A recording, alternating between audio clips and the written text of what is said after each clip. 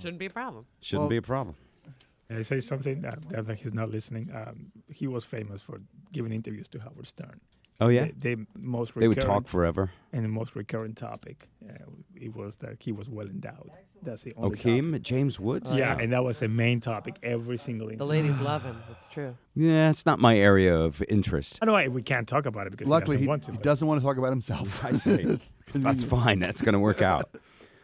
James Woods is a multi-Emmy award-winning and multiple Oscar nominee. He has a new show on the Science Channel that leaves no doubt that the future is now, and that we're just scratching the surface. I believe that. On Futurescape, he explores robots, brains research, space travel, DNA manipulation, and medical advancements that could slow down aging. See Futurescape Tuesday evening at 10, and on Christmas Eve, for those of you who want to take a break from It's a Wonderful Life, they'll be doing a Futurescape marathon beginning at 5 o'clock Christmas Eve. That sounds good for those of you with no family and no Christmas. James Woods, welcome to the Bob Rivers Show. How are you, sir? Ron, terrific. Thank you for that lovely introduction. I really appreciate it. No, you're very welcome, and you have quite a career in all of that, but let's not talk about that today. Let's get right to it. I've read some of the materials. We all know that if we think back just 5 years, the advances in our science and technology have changed our lives. You say we're just scratching the surface. Tell me how. Well, I mean, one of the reasons that I wanted to do this show, and I actually brought the idea to the Science Channel and asked them if they would create a show for me like they did for my friend Morgan Freeman, his wonderful show, The Wormhole. And they said they'd been working on something like it as well. And I said, here's what I want. I don't think a lot of times people realize that what we hope could happen in the future is already here, and that we fear might happen in the future is already here. And I wanted a show that had a sense of drama to it, almost like a movie where you have a 3-act structure. Put a guy up a tree, you throw stuff at him, and try to get him back down safely. We want to introduce the idea of being able to repair all the injuries that are possible that a person could have, all of the birth defects that might accrue to a misaligned genetic structure in an embryo, etc., and then be able to fix it all. But by the same token, when you can do that, you can also engineer a human being, can't you? And if you can do that, what would, always a classic kind of example, what would Hitler do with the same information? And that's what makes the show exciting. Boy, it'd be great to prevent Down syndrome, but it wouldn't be the greatest idea to have somebody deciding that every embryo should be designed around the notion of an Aryan Superman, would it? Don't all of these scientific advancements come with a double-edged blade of what's good about it for society and what's dangerous about it for society? Right. I mean, my image always, when we start to create, we always sit around in a group of a big conference table. What would we like to talk about? And one of the things I've said repeatedly is you have to think of Oppenheimer, Sir Robert Oppenheimer, at the Trinity test site when they first exploded an atomic bomb in the southwest of New Mexico, and where he looked at it and said, one, he thought he was looking into the eye of God, and his first words that he uttered were, "My God, what have we done?" What have we done? And it is the notion of how great it would be in a world where we're depleting our natural resources to have, for example, safe, clean, efficient nuclear energy. It would be the answer to all our problems. By the same token, nuclear weaponry could end the world as we know it. It's a classic example of the treachery, the joy and the potential treachery of scientific advancement. All right. One of the things, James, one of the things you talk about is, and I think it's, let's see, the Robot Revolution episode, which has already aired. I think it was on November 19th. In the robot, the idea was brought up even of robots marrying, which it brings up, this was dealt with in Lost in Space and Star Trek, the idea that robots can be self-aware. Do you believe that's possible? Well, not only is it possible, what we do is we work backwards. We say, okay, why are you any different from a robot? And I'm asking you a legitimate question. What makes you different? Well, the belief of those that are religious is that I have some kind of a soul and that my body is just a device that's being operated by that soul, but that another thing like an inanimate object like a gate or my iPhone is just an object that we made out of materials that are here. That's the one way of going. Now, if you're not if you're not a theologist, then the belief is that we're all made of the same human particles, and it could be that we are the same. Okay, you should write for the show. That is a brilliant and perfect and precise and completely comprehensive answer. And here's the issue.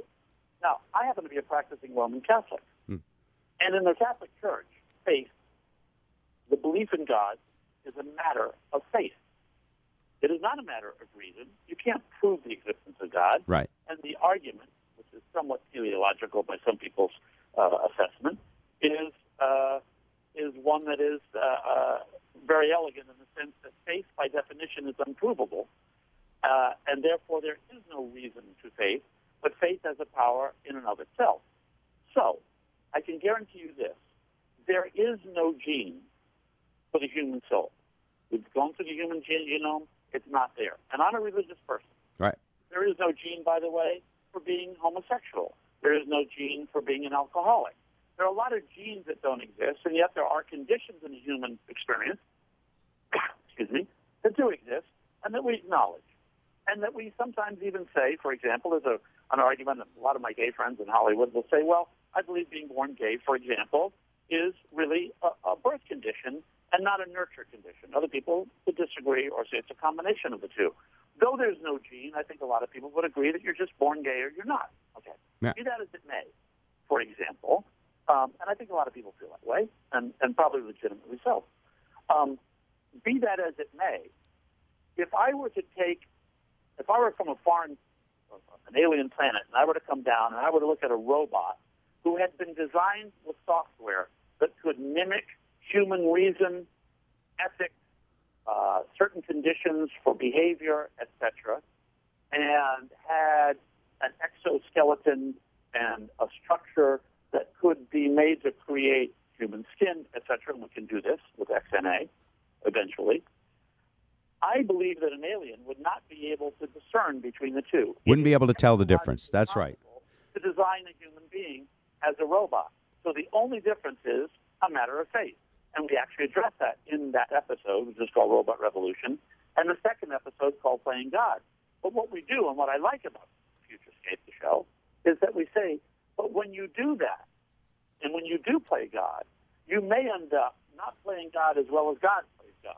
And then what it does is it opens up this discussion to a tremendous amount of provocative arguments. Oh, yeah. And by the way, we present both arguments, and they're good ones on both sides. Right. Fox News will be against robots voting because it'll be anti-religious, right?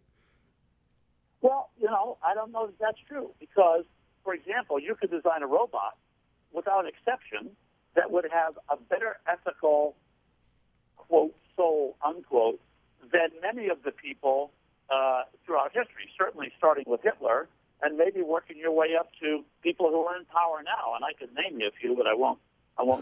You're a good man, James. Yeah. A good man. So, in other words, a robot's not going to be robot's not going to be wooed by a pizza with an intern in a hallway. Right. Yeah. So, but by the same token, making the right decision all the time sometimes isn't. And I play poker all the time. You can make the right mathematical decision, but sometimes your gut, and I don't know how you define your gut. I'm sure there's a scientific impulse behind it, but your quote instincts tell you, don't make the call here. The guy's got the nuts. Or you know what? Call him with a pair of deuces. He's bluffing.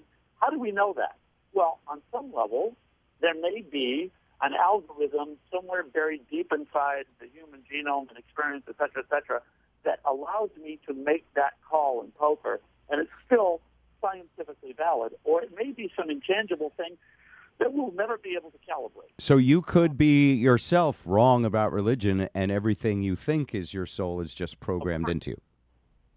That's exactly right. All right, here's Downtown Joe has one question for you. I'm just curious about looking at my local listings here, James. It says that episode is Replacing God and will air in our market tomorrow night at 10 p.m. now.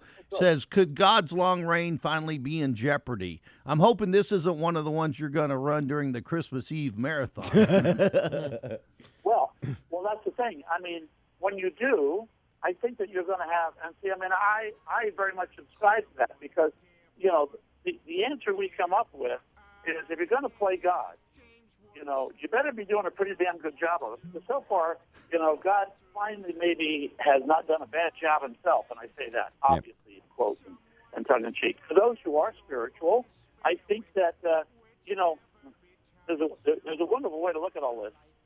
It could all be good science and good technology, and yet there could be, yes, indeed, an intelligent mind or design behind it. Yes. And I think that's what's almost more important than deciding whether God exists or not, and that's not the purpose of the story, this particular episode. The purpose is, if you're going to play God, how exactly do you design what the prototype of what a godlike world would be?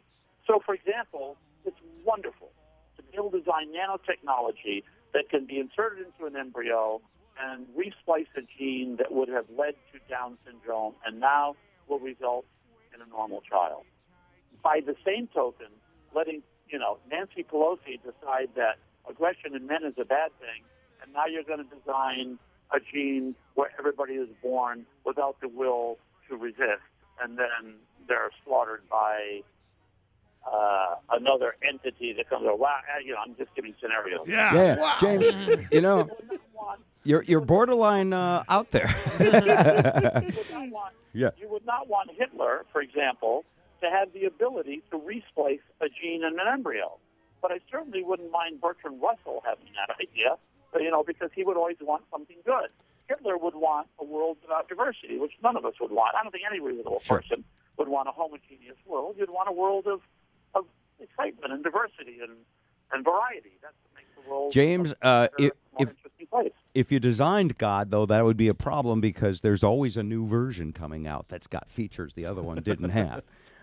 James Woods in Rhode Island. The show is the new Science Channel show. It's called Futurescape. We'll put a link to it at BobRivers.com. All the best to you, sir. It's nice to talk to you. And it was great to have you on the show. Thanks so much. Right. I hope I get to talk to you again. Right. Becomes a chore unless you're living for Yeah.